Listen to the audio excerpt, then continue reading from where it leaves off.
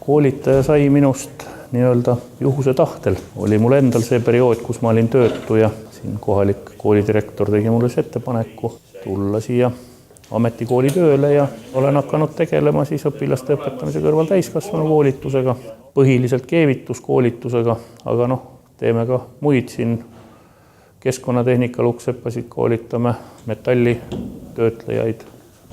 Täiskasvanu koolitusel ja ütleme, et õpilaste õpetamisel on üpris suur vahe. Sellepärast õpilased on meil siia meie kooli just on nad tulnud peale põhikooli ja paljude motivatsioon on üpris madal.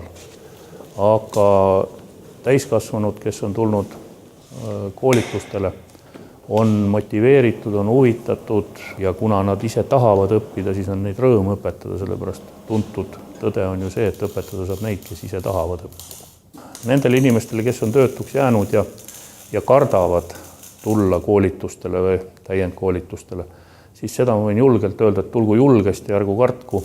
Kuna maailmas kõik muutub ja tänapäeval muutub päris kiiresti, siis tuleb ennast pidevalt täiendada, koolitada ja muidu jääd elust maha, nagu öeldakse. Nii et julgust ja veel kord julgust kõigile.